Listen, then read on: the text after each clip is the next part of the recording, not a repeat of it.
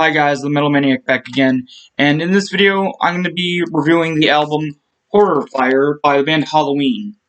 Yeah, there was a mix-up on the seller on Amazon's behalf. I ordered a CD, and they arrived as a vinyl, so there was a mix-up. The CD version is on the way, but because I have actually listened to this album a lot of times before, I'm still able to review it, even though I can't even play this copy because I don't have a vinyl player. Anyway, mix-up aside, let's get to the actual album itself. So this album was released in 2006, and it was their fourth album. But I always find it odd, though, that for some reason their fourth album was in 2006. The reason being, it sounds like a mid-90s album, to be honest. But anyway, enough rambling. So, hold on, I'm gonna get this out of the sleeve really quick. Band members. The band members, Brian Thomas on vocals,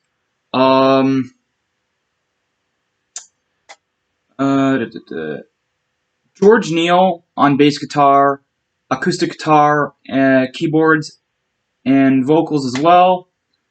Danny Allen on lead guitar, acoustic guitar, and Rob Berg on drums and acoustic guitar and backing vocals.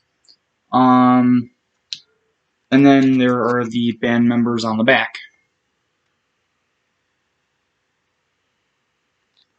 Sorry, the pictures are not that. I mean, I don't know. I guess the lighting that the pictures were taken in, because you can't really see them other than Brian Thomas. You can clearly make him out because he has the white face paint on. But the rest are just the pictures are kind of not. They're really faded. Not because of the album being worn, but because of just the lighting situation on these photos is not that good. Anyway. So the album opens with sort of a intro, kind of. It's just like an ambiance piece, really. It's not really a song. It's just, an ambiance piece. It's just like a thing to add the ambiance to the album. It's the track "I Am," which again, it's an ambiance piece. It's not an actual, it's not an instrumental. And it's not an actual song. It's not a bad ambiance piece, but it is not needed. It's not needed. It's just not. It shouldn't be there. I mean, maybe as a bonus track, maybe. But as the opening to the album, I find it to be very aggravating. That this is the beginning of the album, because it's just not needed, and it just doesn't really. I mean, it fits in tone, but I don't know. I'd rather this album to start with an actual song than an ambiance piece. Anyway, track number 2 is technically the first track on the album. Is "Wake Up Screaming." This song should have started the album. It's really, really cool. It's very heavy. Oh yeah, I almost forgot to mention. This is probably the first album to have their heavy sound. Yeah, they kind of had a heavier sound starting with their, I would say, second or third albums, but they didn't really. It wasn't really that noticeable until this album. Yeah, but anyway, "Wake Up Screaming" is a great song. Great, the guitar riff's amazing. Brian Thomas's vocals are just top notch once again. I don't know if I mentioned, but on their first album, his vocals are top notch as well. Anyway, "Wake Up Screaming" is a great song. Again, it should have started the album. The next track, "Halloween Night," another amazing song. Really captures the essence of Halloween. Again, not the band, not the band, but the actual holiday. But yeah, just another great song, very heavy as well. Track number I guess technically track number 3 if we're not counting just the stupid ambiance piece in the beginning. So technically, track number 3 is The Crush, another heavy song, another really, really good song, another just the guitar riff again in this song as well is amazing. And the solo is great too. Just another all-around perfect song. Track number 4 is Exist. This one's kind of filler. It's okay, filler, but I mean, I could have done without it, you know. Next track is my favorite track on the album, Candles. This track has a very interesting history. The song The Candles was originally supposed to be on their second album. See, it was recorded back in '86, not like a year after their first album, Don't Meddle with Evil. Along with like 1 or 2 other tracks that aren't featured on this album. They're featured, I think, on the album before it. But Candles is a song that was intended to be put on their second album. And their second album was supposed to be released in '86. But because the band broke up not too long after this and a couple other songs were recorded from that time, it didn't get featured on an album. And then in the very, very late '80s, when the band got back together with a few new members, when they recorded their second album, it was supposed to that and a few others were supposed to be on their second album, but for one reason or another, that didn't happen. Their third album, again, the song was supposed to be on their third album, didn't happen. But then finally, they put the Candles on this album. Which is great because this is, in my opinion, their best song. At least for like a good chunk of their discography, it's their best song. It's just so good. And yeah, okay, so the first time I ever listened to this song, I didn't know that it was recorded years before. So I was wondering, why on this song does Brian Thomas sound so young? And I'm like, and then when I sort of researched it, I'm like, oh, it was recorded years before this album. But yeah, this is a song that would fit very, very, very well. I think on either on their first album, their second album. No, yeah, it would fit well on their first album or their third album. Those two, I think it would have fit on one of those very, very well. It's not like it's unlike the rest of the songs. Well, majority of the songs on the album, because it's not a super heavy song. They didn't really have that super heavy feel until I would say their third album. But even then, it wasn't as pronounced. The heaviness wasn't as pronounced yet that it would be on this album. It's just a great song that feels like a classic song, like a classic Halloween type song. It feels like it would have fit very well on their first or third albums. It kind of has almost a somewhat power metal type vibe to it. It sort of has like, again, it's a very sort of musical song, but also being sinister at the same time. I don't know how else to describe it other than that. The vocals are amazing.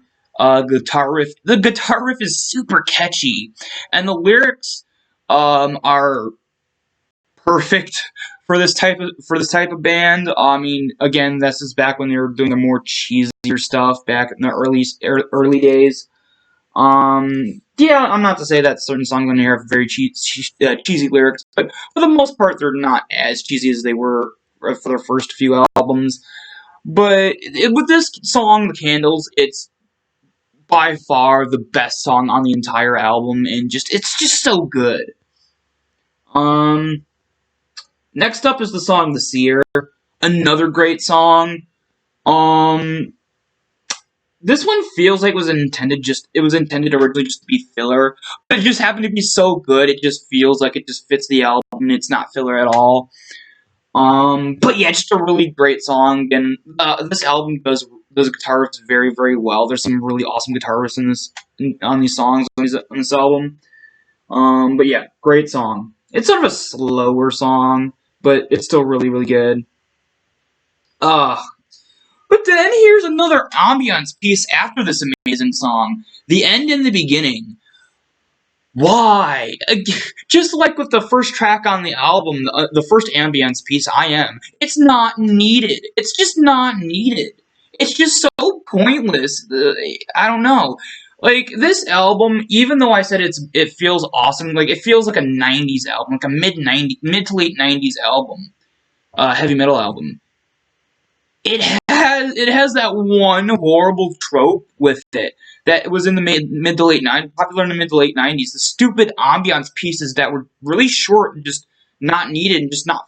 I mean, it's not to say there's ambiance pieces that on certain albums that aren't good, but in the 90s in particular, there was this weird thing where there would be these random ambiance pieces in an album that were really short, really just not, and really short, but also just not needed and just shouldn't have been there. But yeah, that's why I said that this album feels like it was even though it was released in 2006, it feels like it's a 90s album. But yeah, I mean, and the end and the beginning is just a stupid ambiance piece that shouldn't be on the album. Um, but then after that is another great song, Nobody's Home.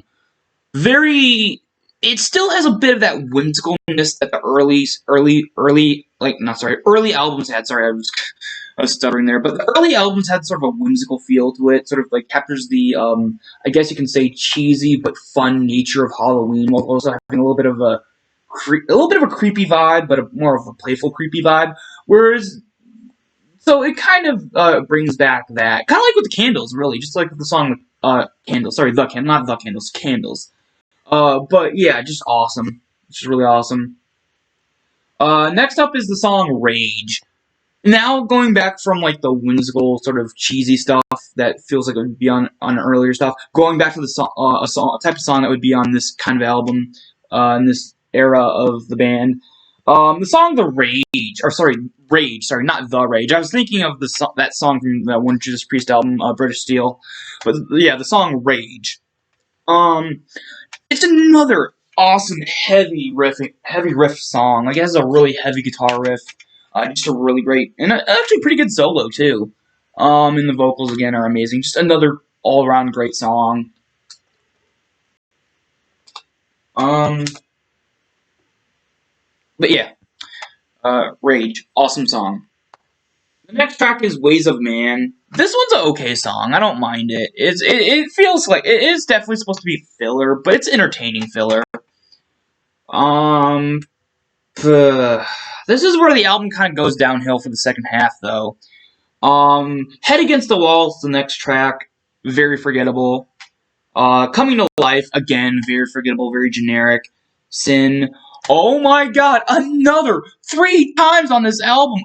Like the track Sin, another unnecessary ambiance piece. And to top off the ridiculousness of this particular ambiance piece, it's not even a minute, it's like 10 seconds long. Like, why is that on this album? It just is it's just so weird and random.